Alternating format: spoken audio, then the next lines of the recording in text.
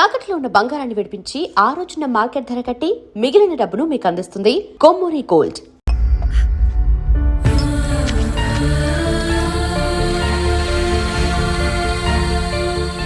అమ్మా టాబ్లెట్స్ అయిపోయినాయి, నేను వెళ్ళి తీసుకొస్తాను. త్వరగా వచ్చేస్తాను. లక్ష్మి తెలుసా? నాకు తెలియదు. ఈ అమ్మాయి తెలియదయా?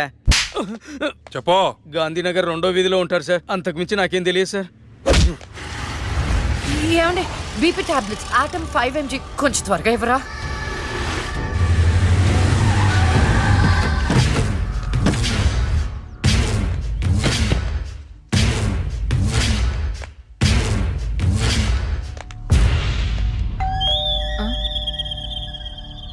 ఒక నిమిషం అండి.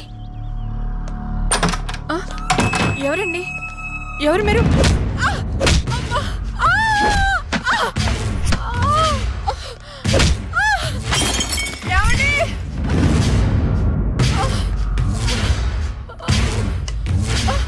ఎక్కడే నీ కూతురు? ఎవరు మీరు? లక్ష్మి ఎక్కడా? ఏమండి? తులసి, ఏంటిది? ఏంటిది? అమ్మ! అమ్మ!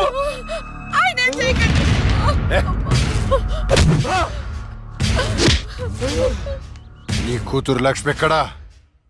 మొన్న రాహుల్ని చంపింది, నిన్న నా తమ్ముని చంపింది. ఎక్కడా? తులసి!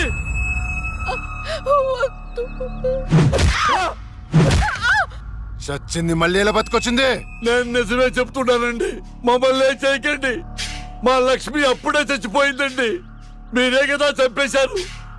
ఇప్పుడు మాతో ఉండేది నా రెండో కూతురు ప్రియా అండి. ప్రియా? అవునండి. రే, ఏంట్రా నీ చెప్పేది? మాకు కవల పిల్లలు, అది ఫారెన్ లో ఎంఎస్ చేసి ఈ మధ్య ఇండియా వచ్చిందండి. ఏంటి ప్రూఫ్? ఒక్క నిమిషం టైం ఇవ్వండి, ఒక్క నిమిషం ప్లీజ్.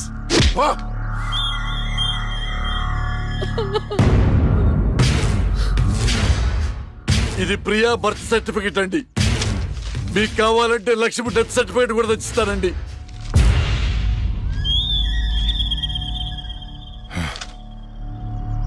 ఎక్కడో కొడుతుందిరా, ఒకసారి ప్రియని పిలు. ఇంట్లో లేదండి. ఎక్కడికి వెళ్ళింది? తెలియదండి. అంటే నువ్వు చెప్పకపోతే నేను పట్టుకోలేనా? పట్టుకుంటా, 2 రోజుల్లో పట్టుకుంటా. నీతో సహా ఎవరిని వదిలిపెట్టనని చెప్తున్నా.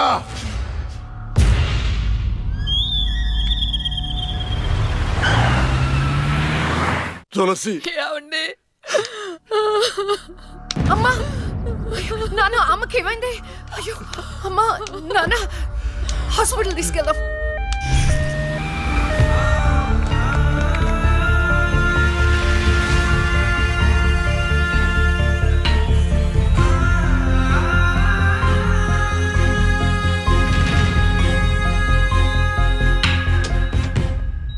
సిస్టర్, పేషెంట్ కి ఓ పాజిటివ్ బ్లడ్ కావాలి మేడం. నాది అదే బ్లడ్ గ్రూప్. నేను ఇస్తాను, రండి. వదండి.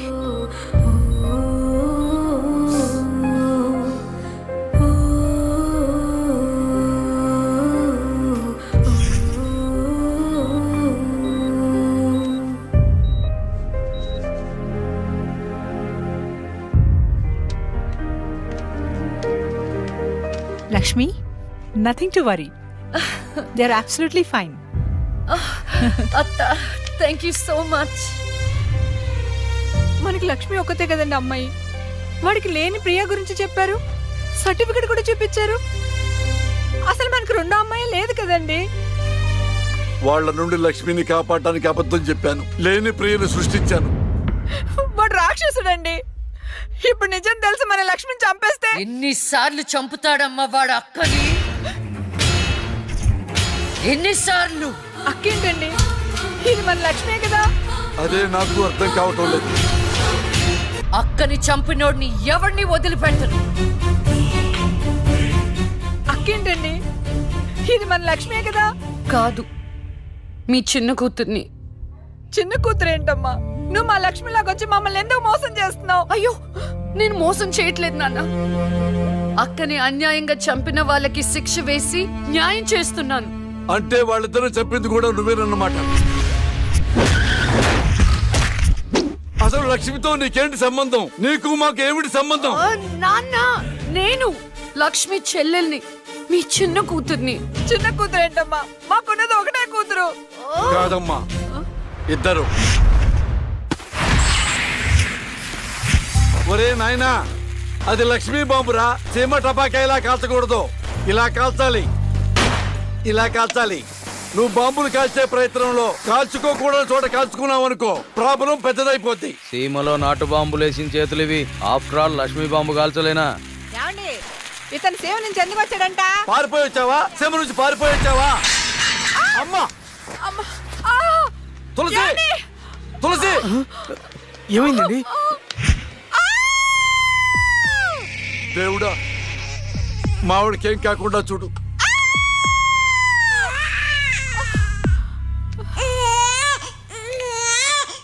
ఏమయ్యా? డాక్టర్ గారు, షీఈ్ ఫైన్, తనకి ఏం కాలేదు. చాలా థాంక్స్ డాక్టర్ గారండి. కానీ నీకు ఆడపిల్ల పుట్టిందయ్యా. ఆడపిల్ల అయితే ఏంటండి, మా ఇంట్లో మహాలక్ష్మి పుట్టింది. కవల పిల్ల పుట్టారు. అమ్మా, దీపావళికి డబుల్ బోనం సార్. ఆడపిల్లలైతే ఏంటి సార్ సంతోషం, చాలా సంతోషం సార్.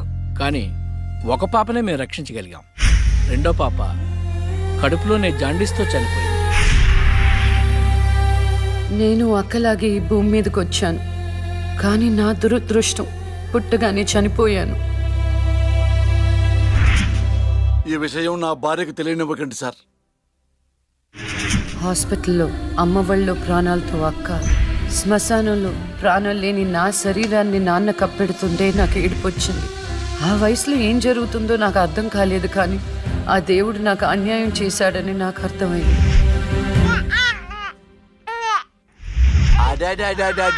ఎంత బాగున్నావమ్మా తులసి. పాపత్వం నాలాగానే ఉంది. ఏమండి, నేను మత్తులో ఉన్నప్పుడు నాకు వింత కల వచ్చిందండి. ఏంటా వింత కల? మనకి కవల పిల్లలు పుట్టారని మీరు ఆనందంతో హాస్పిటల్ అంతా స్వీట్స్ పంచిపెట్టారంట. ఏంటండి ఏదో ఆలోచిస్తున్నారు? కవల పిల్లలు పుట్టపోతే ఏంటే, బంగారం లాంటి బిడ్డను కన్నావు. అవునండి, నిజంగా మన బిడ్డ బంగారమే. అక్కతో పాటు పుట్టిన నాకు మిమ్మల్ని అక్కని వదిలి వెళ్ళాలనిపించలేదు. మీతోనే ఉండిపోయాను. బహుశా నా ఆయుష్ తీరలేదేమో, అందుకే ఆ దేవుడు నన్ను తీసుకెళ్ళలేదు. అక్కని ముద్దాడుతున్న అమ్మను చూస్తుంటే నాకు ఏడుపొచ్చేది, కానీ అమ్మ నన్ను దగ్గరికి తీసుకోవడానికి నేను కనిపించను కదా. అమ్మ ఉన్న వాళ్ళు ఎంత అదృష్టవంతులో, అమ్మ స్పర్శ ఎంత బాగుంటుందో నాకు అర్థం చేసుకునే వయసు లేకపోయినా అది అమ్మ ప్రేమని అర్థమైంది. నాన్న కూడా అప్పుడప్పుడు అమ్మ అవుతాడు. ఆ క్షణం అక్కలో కలిసిపోయి ఆనందాన్ని అనుభవించేదాన్ని. మీరు లేనప్పుడు అక్క పక్కనే ఉండేదాన్ని. నాకు ఇంత అన్యాయం చేసిన దేవుడు చిన్న సంతృప్తిని మిగిల్చాడు, ఎందుకంటే నేను అక్కకి కనిపిస్తాను కాబట్టి. ఒకరోజు కోర్టులో నాన్నకి జరిగిన చిన్న అవమానానికి అక్కలో ఉన్న నేను జడ్జ్ అవ్వాలని నిర్ణయించుకున్నా. అక్క ఎక్కడున్నా నేను అక్కతో పాటే ఉండేదాన్ని. నేను తనకి కనిపిస్తానన్న విషయం అమ్మా నాన్నలతో చెప్పకూడదని ఇద్దరం ప్రామిస్ చేసుకున్నాం, ఎందుకంటే నన్ను పంపించేస్తారేమో నన్న భయం. అలా 7 సంవత్సరాల పాటు అక్క నేను కలిసి పెరిగాం. అమ్మా నాన్నల ప్రేమ నేను కూడా అక్కలాగే పొందాను. ఒకరోజు అక్కకి జ్వరం వస్తే డాక్టర్ దగ్గరికి వెళ్ళాం. పాపకి టాబ్లెట్లు వాడండి. చాలా సంతోషం డాక్టర్ గారు, వస్తాం. నమస్తే. రామ్మా. మీ పాప అండి?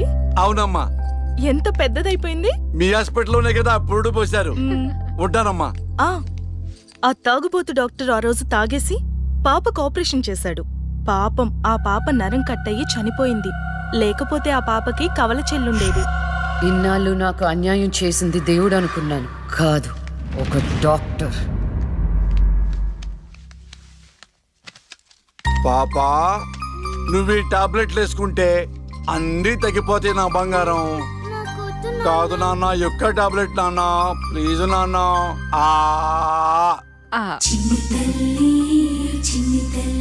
జ్వరం తగ్గిపోద్ది నాన్న, బుజ్జు నా బంగారు తల్లి. రా, come on. మీకు దండం పెడతాను. ఇక నా దగ్గర పని చేయాలంటే నాతో బోనే కొట్టించుకోవాలా? నన్ను వదిలిపెట్టండి. Come on, darling. నన్ను వదిలిపెట్టండి.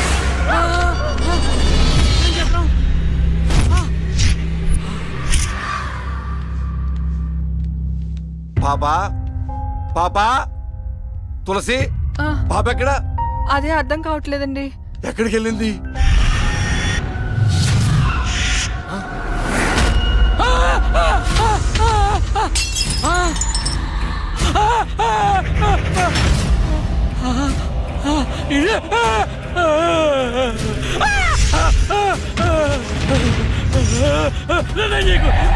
నీ దండ పెడతా.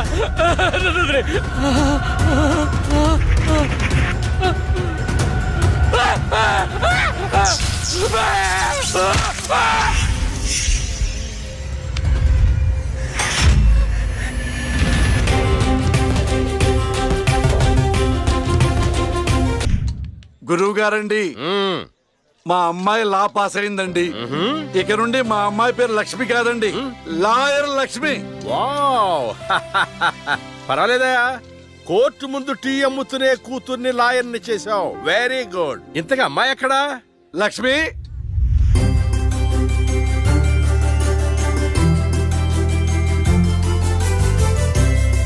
ఏంటి నాన్న పిలిచారు? సార్ మా అమ్మాయి లక్ష్మి.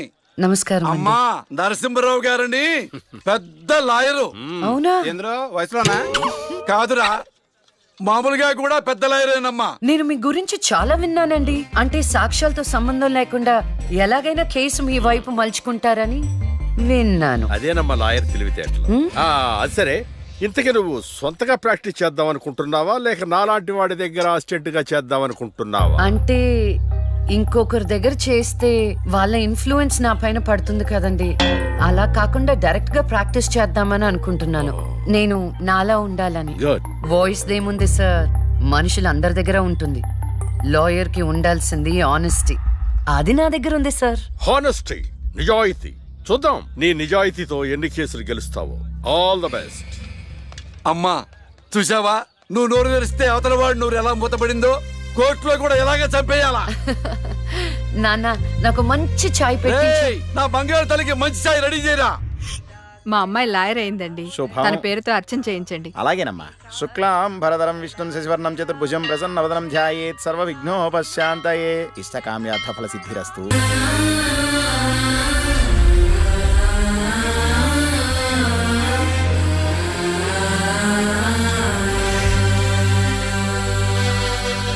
కూర్చోండి.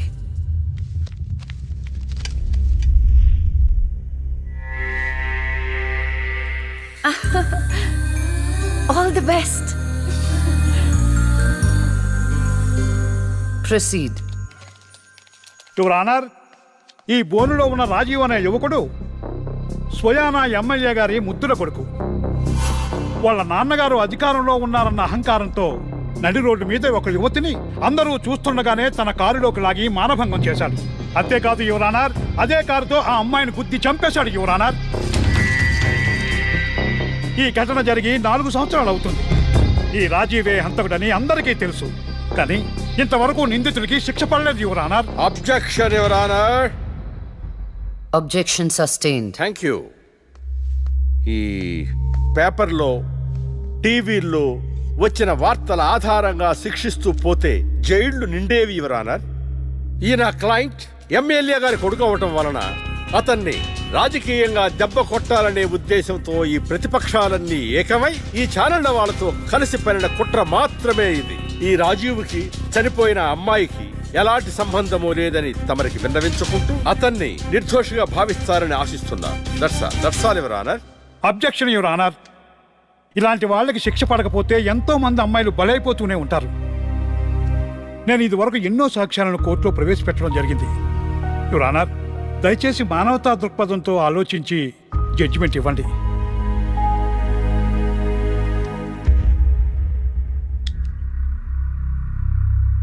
ఈ కేసు పూర్వాపరాలు పరిశీలించిన మీదట సాక్ష్యాధారాలు తారుమారు చేసి ఈ కేసుని పక్కదారి పట్టించడానికి ప్రయత్నం జరిగిందని నాకు అర్థమైంది.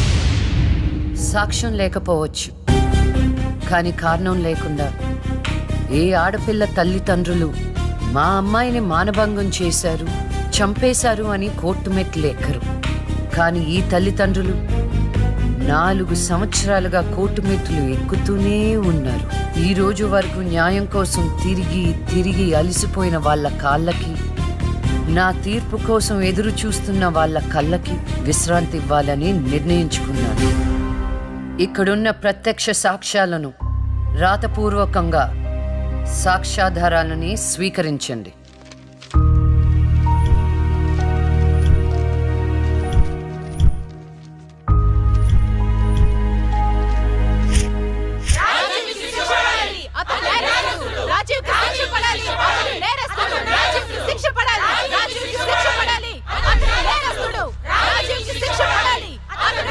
Order, order, order. రాజీవ్ అనే ఈ ముద్దాయికి లైఫ్ ఎమెన్షన్ కఠిన కారాగార శిక్ష విధించడమైనది. Objection your honour. Objection overruled. The court is adjourned.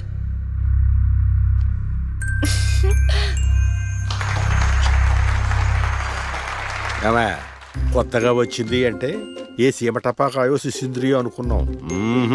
Lakshmi bomb, జాగ్రత్తగా ఉండు. చెమటలు పట్టించేస్తుంది సార్. మ్మ్.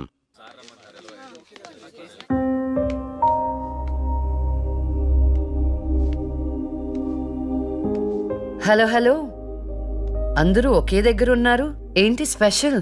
చేపల పులుసు మేడం. ఓహో, తినండి తినండి. మీ అందరికీ ఒక విషయం చెప్పేద్దామని వచ్చాను. ఇక మీదట దొంగ సాక్ష్యాల్ని ఎంకరేజ్ చేయకూడదు. న్యాయంగానే వాదించాలి. ఏమిటి మేడం, ఏం మాట్లాడుతున్నారు? ఇంకెలా మాట్లాడమంటారండి? హా? కోర్టుని కూరగాయల మార్కెట్లా తయారు చేశారు. స్టేషనరీ నుండి సాక్ష్యాల వరకు ప్రతిదీ అమ్మకమే.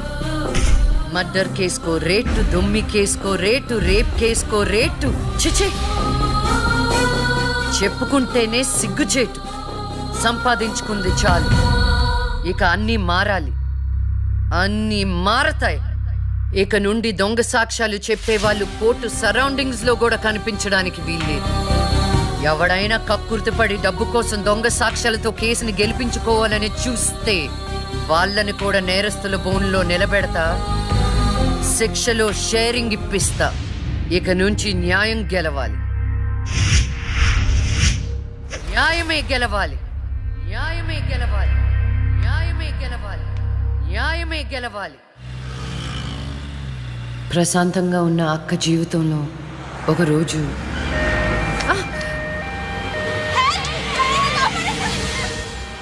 అంబులెన్స్లో అమ్మాయిల ఫాలో అవ్వు.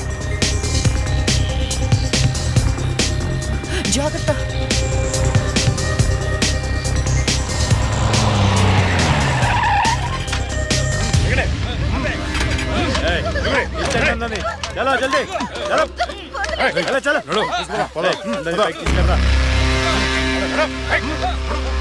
అంతా ఓకే అన్నా, తీసుకొచ్చే అందరినీ. ఆ, ఏం ప్రాబ్లం రాలేదు కదా? అంబులెన్స్ లో అమ్మాయిలు ఉంటారని ఎవరు గెస్ట్ చేస్తారన్నా? ఏయ్, వీళ్ళందరినీ ట్రక్ లో ఎక్కించండి. ఆ దుబాయ్ షేక్ గాడు ఒక్కడే ఫోన్లు. అసలు అది ప్లీజ్ సార్, దండం ఓయ్, అరవకో. ఏంటే నువ్వు అరిస్తే రిప్లై ఇచ్చేవాడు ఇవ్వలేడు. ఇది నా ఏరియా. రేయ్, తీసుకెళ్ళండి రా అందరినీ. తీసుకెళ్ళండి తొందరగా. పోవే. Stop it.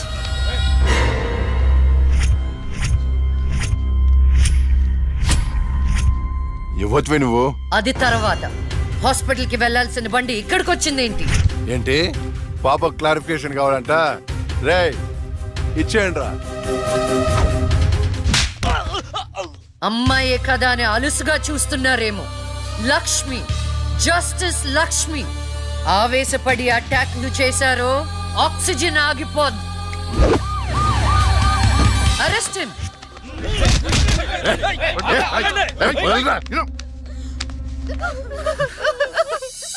అయ్యో, ఏడవకండి అమ్మా, ఏడవద్దు, ఊరుకోండి. ఏడవద్దు.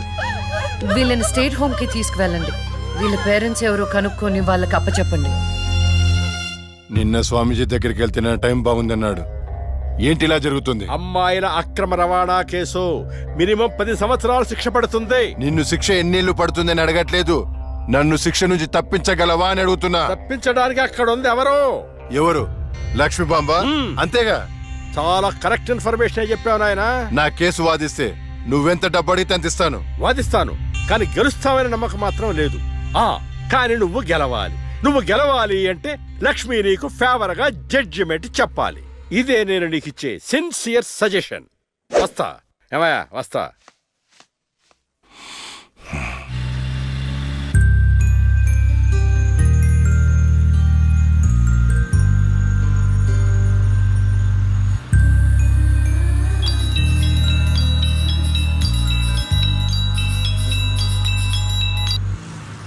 హలో, వైకుంఠాన్ని నా కేసు విషయంలో పోలీసు నుండి లాయర్ల వరకు అందరూ నా చేతుల్లో లేదని చేతులు ఎత్తేస్తున్నారు. కారణం నువ్వంటే భయం. ఆ భయాన్ని కోరేట్ ఫిక్స్ చేశాను. కోటి రూపాయలు. నువ్వు రేట్ ఫిక్స్ చేసింది వాళ్ళల్లో ఉన్న భయానికి కాదు, నాలో ఉన్న నిజాయితీకి. నువ్వు కోటి పక్కన ఎన్ని సున్నాలు పెట్టినా దాన్ని కొనలేవు. ఏ జడ్జి, ఏయ్, ఏంటే నీ పొగరు? డబ్బుంటే ఏదైనా కొనొచ్చనే నీ మైండ్ సెట్ క్యాన్సర్ కంటే డేంజర్. దానికి ఆల్రెడీ ట్రీట్మెంట్ స్టార్ట్ చేశా. ఏంటి నువ్వు చేసేది? కొన్నాళ్ల పాటు జనాల మధ్య తిరగకుండా ఊసలు లెక్క పెడుతూ చిప్పకూడు తింటే ఆటోమేటిక్ గా సెట్ అవుతావు. నిజంగానే ఇది లక్ష్మీ బాంబు. అక్క, నువ్వు సూపరే. నిజమా? వాడిని బెదర్ కొట్టేశావు. హై ఫై.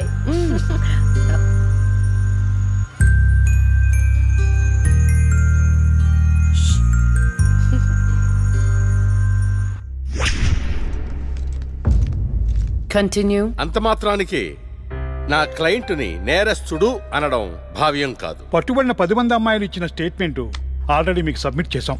న్యాయాన్ని గెలిపించండి. సాక్ష్యాధారాలన్నీ పరిశీలించిన మీదట వైకుంఠం అనబడే ఈ ముద్దాయికి ఐపీసీ 302 సెక్షన్ ప్రకారం 7 సంవత్సరాల కఠిన కారాగార శిక్ష విధించడమైనది.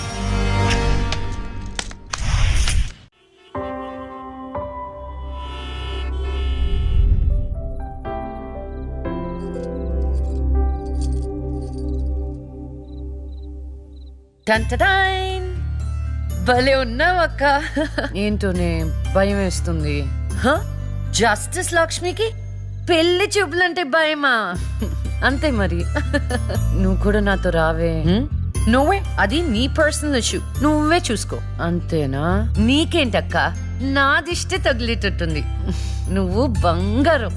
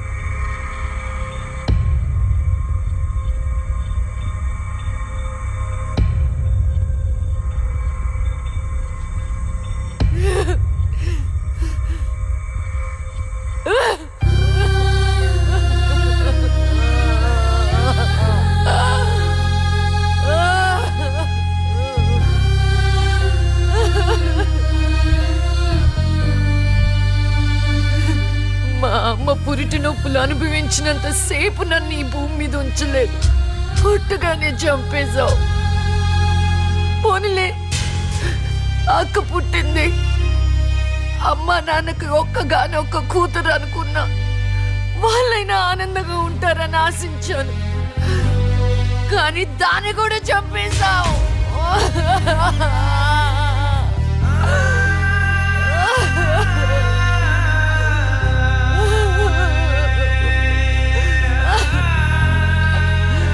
అసలు వాళ్ళు చేసిన తప్పేంటి? అమ్మ రోజు నీకు పూజలు చేస్తూ ఉపవాసాలు ఉండటమా? ఒంటరిగా ఈ వయసులో వాళ్ళు ఎలా బ్రతకాలి?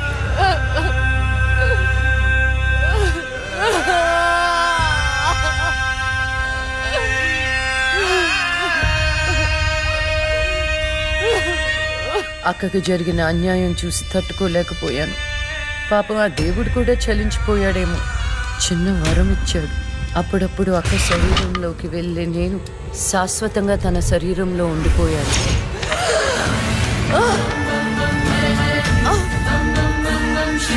అమ్మా అమ్మా అమ్మా లక్ష్మి నువ్వు బతుకున్నావా? అమ్మా నా తల్లి బతుకుందా?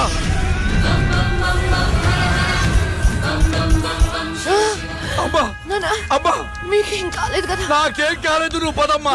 అదే నాకేం కాలేదు నా తల్లి.